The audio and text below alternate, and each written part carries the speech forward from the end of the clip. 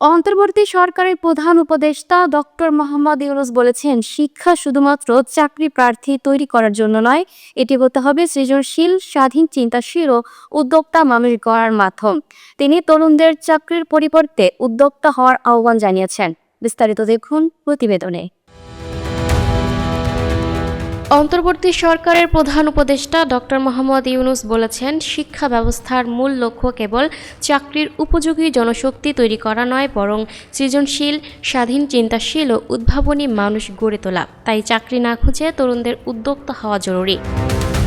মঙ্গলবার 13 জানুয়ারি সকালে রাজধানীর লা মেরিডিয়ান হোটেলে উচ্চশিক্ষার বর্তমান অবস্থা এবং ভবিষ্যৎ দিক নির্দেশনা 2026 শীর্ষক দক্ষিণ এশীয় আঞ্চলিক সম্মেলনের উদ্বোধনী অনুষ্ঠানে তিনি এসব কথা বলেন। ডক্টর ইউনূস বলেন, শিক্ষা শুধু চাকরি পাওয়ার হাতিয়ার হিসেবে দেখলে তার প্রকৃত উদ্দেশ্য ব্যাহত হয়। শিক্ষার মূল লক্ষ্য হওয়া উচিত মানুষের সৃজনশীলতা জাগ্রত করা এবং তাকে স্বাধীনভাবে চিন্তা করতে শেখানো। শিক্ষার্থীদের শুধু চাকরি প্রার্থী হিসেবে নয়, বরং চাকরি সৃষ্টিকারী হিসেবে গড়ে তুলতে হবে।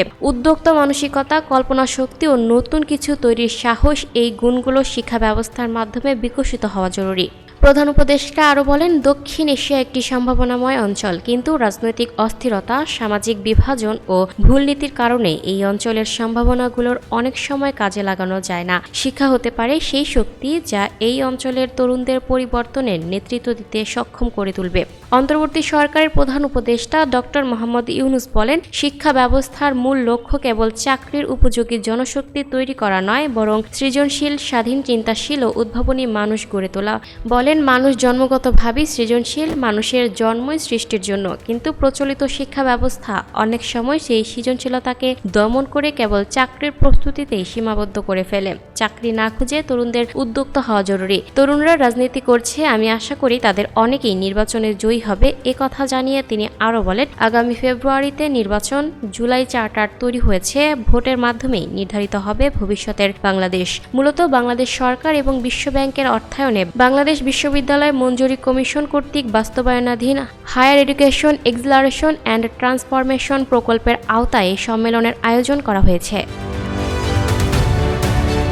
Lucky Akter, up to date news, Dhaka. প্রিয় দর্শক, এই ছিল আপ টু ডেট নিউজের সর্বশেষ আপডেট। পরবর্তী আপডেট সবার আগে পেতে আপ টু ডেট নিউজের ফেসবুক পেজ এবং ইউটিউব চ্যানেলের সাথেই থাকুন। ধন্যবাদ।